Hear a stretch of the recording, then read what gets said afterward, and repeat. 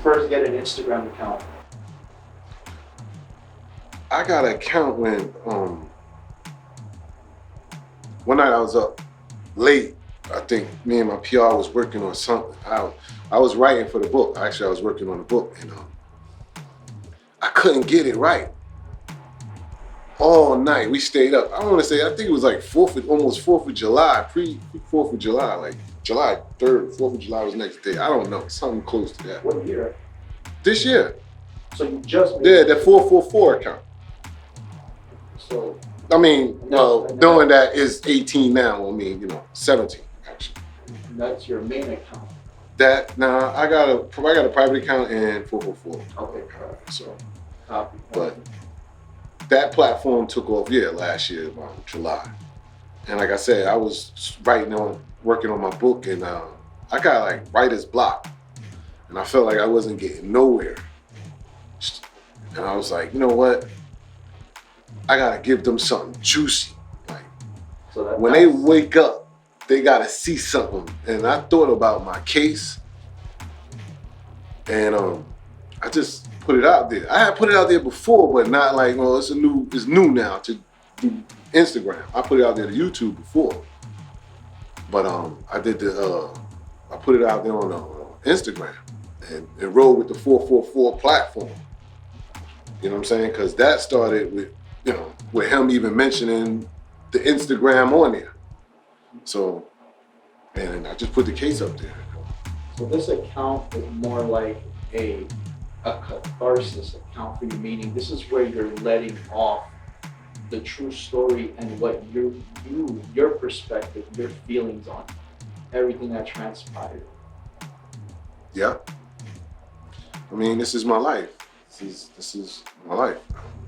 So this isn't like, you don't want this account to eventually be like verified on Instagram. You don't want to make money off of it. You just want to, this is the truth. I mean, I did the truth back then on the YouTube, and it wasn't no value to it. It wasn't about money then. It's business now. And it's still personal. I'm just going at it in a different way, a different perspective now. I mean, everything, looking at it from a different perspective, and a lot of things that I didn't see and realize now that I can see with choices that I made and he made. What is this perspective? Like, I was angry when I did the YouTube. You get what I'm saying? I was tight. I was hot. I had hate. You know what I'm saying? And as time went by, you know what I'm saying, and you get to sit back and look at things from a different perspective, everything started changing. Like, I'm not so angry anymore. I'm not mad anymore. I'm not bitter. I get to realize maybe it ain't for me. Maybe a lot of things that I wish would have happened, it just wasn't for me. And why it wasn't for me. You know what I'm saying? It started all coming clear to me to like, you know what? I'm not gonna let this wear me out. I'm gonna focus on writing about it, telling the world my story.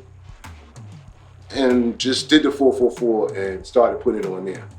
And I started with the case because of the no hook. That was one of my first things to talk about, you know what I mean? From that no hook on the black, what was it? American Gangster. Yeah. I think that was like devastating to be coming from him. A lot of people's like, so now I have to prove that I ain't no snitch. I mean, I put my case out there and wrote about it, and then realized like it ain't me that I have to prove that. I ain't no snitch. I'm like, it's more like, yo, I'm justifying that he lying. You know what I'm saying? Like, I don't have to prove this. He lying. You know what I'm saying? Like, he's supposed to show what he know. You know? But, you know, getting back to everything with that, I figure like first thing was the post was the case. And that was the biggest. That's the juiciest. That was a fight of my life. That was a turning point where I see how they was gonna leave me, how they was gonna just sacrifice me, how they thought that I was gonna get life. Who's there? Emery, Jay, mainly Jay and Emery. You know what I'm saying? That's the only ones, you know, when you read it, you know, you can pretty much tell you everything. I mean, I haven't spoken to them, you know, the way they carried it, you know, they just left me. I ain't spoke to them since. You know, and Emery, a lot of people are finding it hard to believe that Emery is my co-defendant. If you read the comments, they steady asking me and steady asking me and steady asking me. They even add him. Ask him. What exactly were the charges in this case?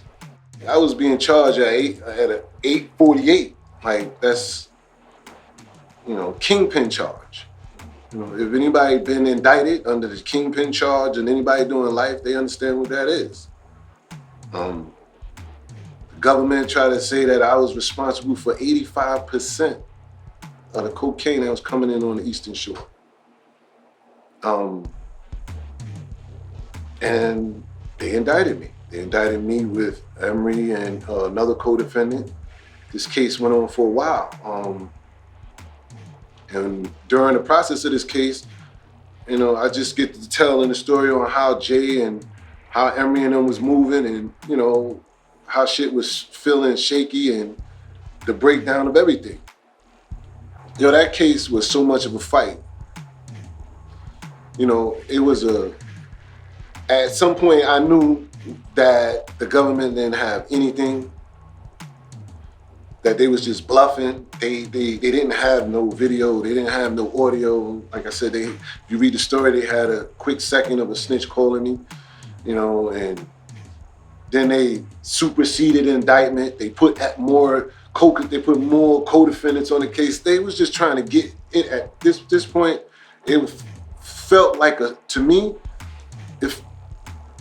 it felt like a circus to the judge. Like, you know, they didn't have enough. They didn't have nothing but snitches. Like, they had nothing, everybody that they had, they didn't have no hard evidence. They just was reaching. So at the end of the day,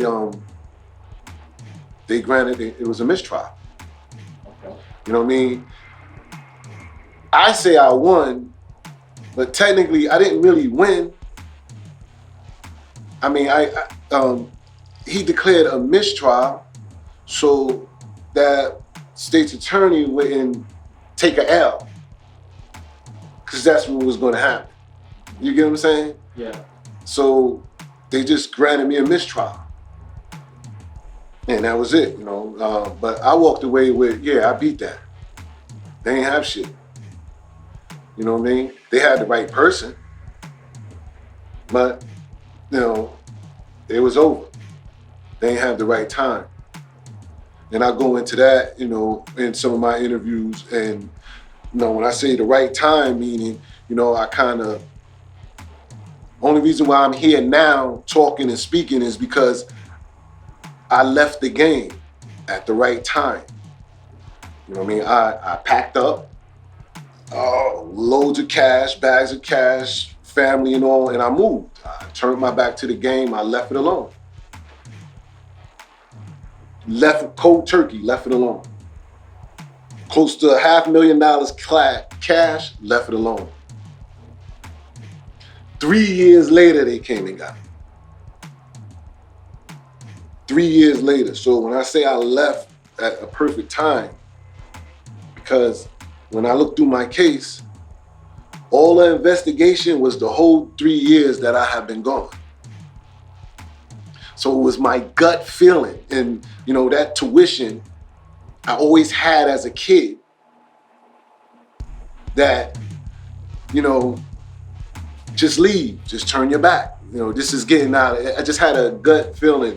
This was the drug epidemic at the time was outrageous. You know what I'm saying? It was like an epidemic, and I just felt like I would be uncomfortable. It's my time, and I left, and that's what saved me.